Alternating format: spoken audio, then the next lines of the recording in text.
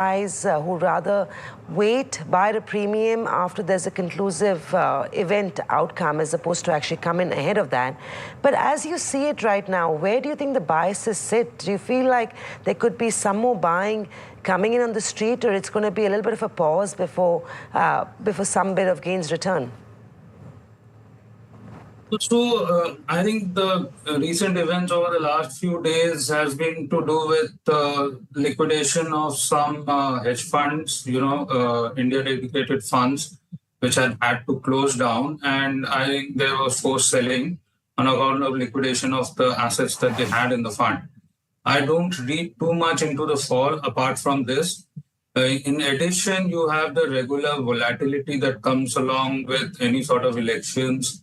As the election passes through the phases, you start with high optimism, then it wanes in the middle, and then the likely scenario and the results starts to play out towards the end of the election. I think in India also, started with 400 seats for the BJP government, now India government, and then now fourth phase. You hear on the streets that even 272 is not coming, and then I would reckon that as you approach the seventh phase, you could settle somewhere between 330, 40, which gives you a majority on the government, policy continuity. You have a whole lot of money sitting on the sidelines waiting to get deployed in India, even if it means a 10% higher from the current level. So, I wouldn't believe that there's any reason to be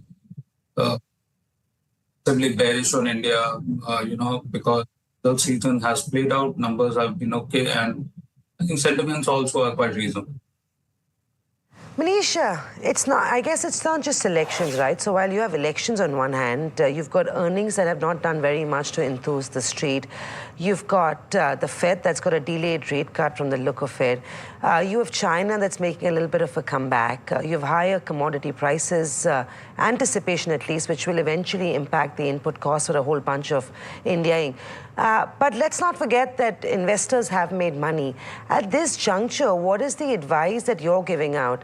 Are you advising investors to sit on some dry powder, take some profits off the table, stay off adding additional money into the markets? What is the strategy? What should the strategy be? What percentage of the portfolio should be on cash? I would believe that since we are towards the fag end of the elections, and in any case, medium-term outlook on India is quite positive. On the back of high teens earnings growth on the benchmark Nifty for the next 1-2 years at least, you have valuations which are not very expensive. Earnings season for Q4 began with a preview of around 5 to 6% YOY growth. If you leave aside the metals and the oil and gas pack, earnings are in line with around 15% sort of a growth, which is quite decent, I would believe. Yes, there is fear of some input inflation coming through, but that's going to work in favor of producers of commodities also.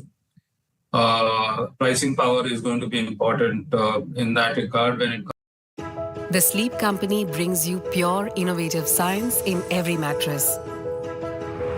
This is. I believe that there's not going to be any rate cut in this calendar year. And now the base case opinion is no, there is going to be a rate cut this year, calendar year, and that rates in the US are not going to rise. All of this means that, as soon as the bout of cutting of rates for the Fed starts, emerging market as a whole starts to benefit. Of course, emerging market has seen outflows except for maybe a Turkey and a China, though they are seeing inflows, but there has been profit booking across the board. Emerging market flows have been negative. And India has also seen a bit of FII selling. But that has nothing to do too much with fundamentals. I would believe valuations are quite reasonable. If one is not too overtly worried about the next 5% correction on the downside, I think it is a buy on dip. So, sorry, it's a buy on dip. So you should not be fully invested, Manish, at this stage. I'm a little confused. If it's a buy on dip, then I wait it out, right? No, I'd imagine, or stay fully invested. Yeah, who worries about a 5% lower downtake on prices if you are positioned your portfolio for the next 2 to 3 years?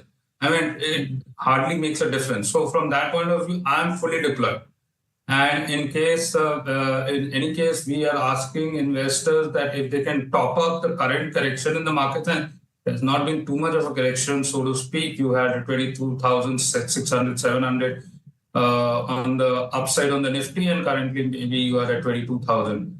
So a 3.5% correction doesn't mean too much, but there is a lot of fear in the markets that the markets may have fallen a bit too much. But I would think that market positions are extremely light. There is apprehension on the results, which is keeping quite a few players away from the market. I wouldn't fear too much on a next 5%, even downside from current levels. In any case, if there is a top-up, we would advise investors to stay fully invested. Manish, good morning. Neeraj here. So the volatility and the reasons that you referred to has led to a fair degree of corrective moves. But I was seeing the list of the top 15 losers on the BSE 500, say.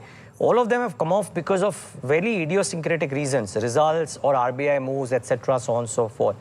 Do the regulatory changes, for example, on the NBFC side, worry you about investing in that space as actively as you were maybe? Or are you constructive on that pocket? So two spaces where there has been a lot of fear. One is the PSU basket as a whole. Of course, they have made humongous money for investors, but just look at the numbers that have been coming out of PSU banks in general, even public sector entities as a whole. I mean, those numbers are just too good for the valuation that they are trading at. I would reckon that there's a whole lot of upside on the PSU basket, the PSU banks as a whole.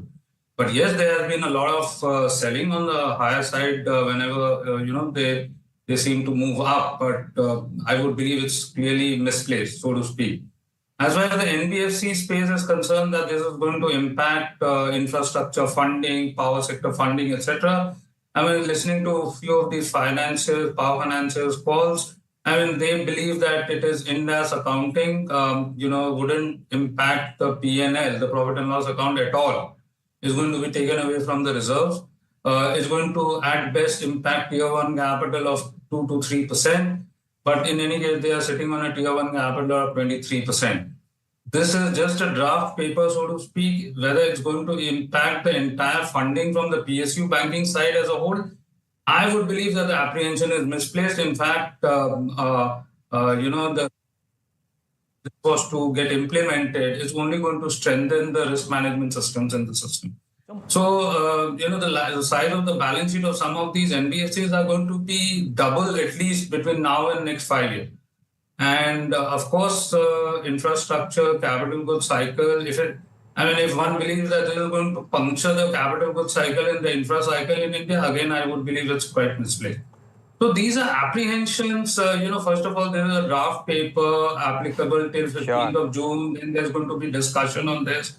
And then, how we heard the SBI chairman talk about yesterday that they are going to represent the PSU banking space concerns with the RBI on the draft implementation. So it's not a given. And in any case, if it gets implemented or gets diluted in its implementation, I don't think it distorts the bigger picture of infrastructure creation and capital goods cycle coming back in a big way.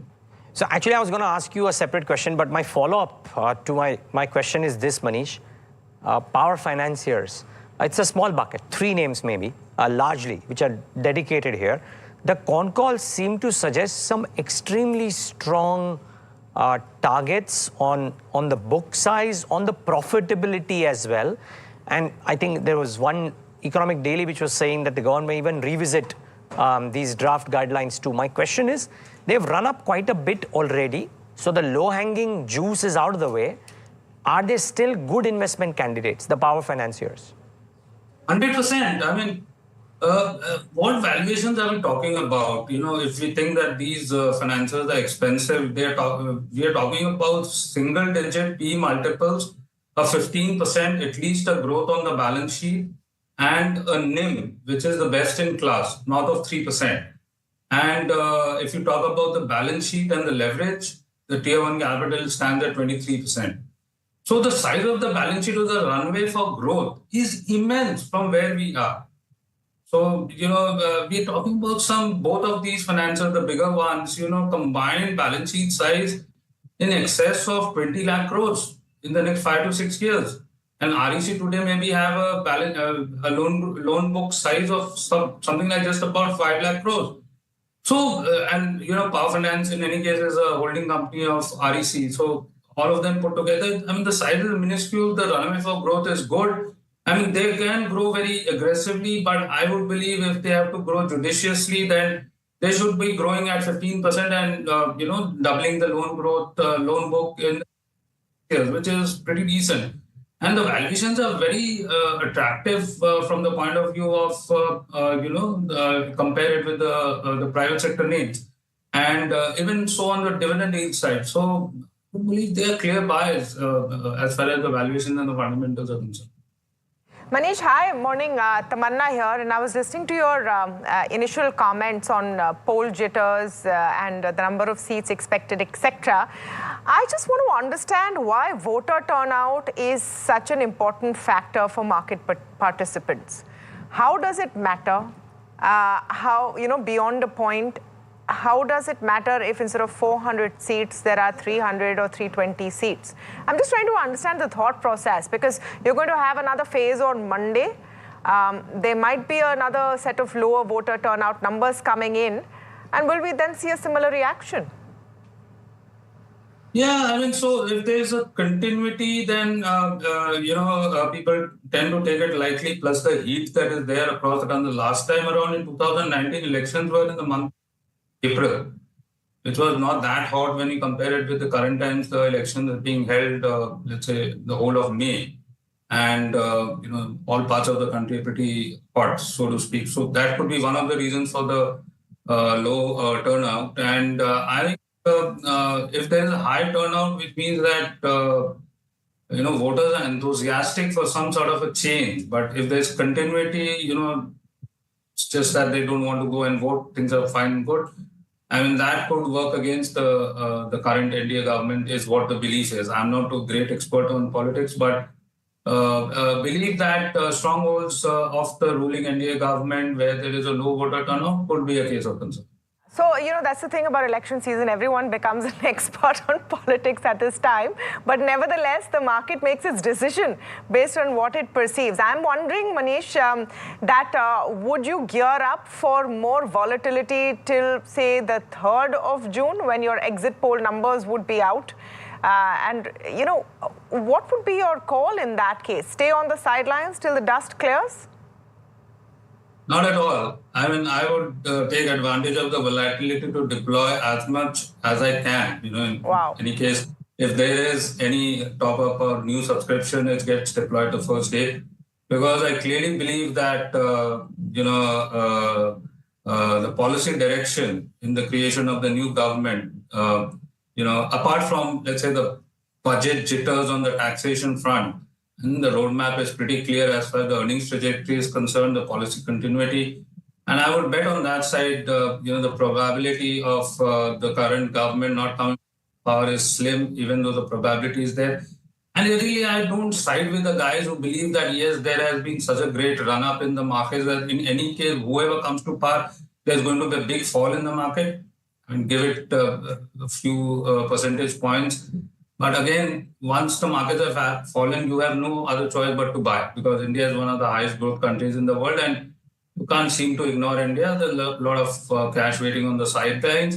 In any case, SIP money is pretty decent, and on top of that, if you have FI money come through, it's going to be a problem when it comes to quality stocks to buy. So if today it's available in plenty, I mean, best to lap it up.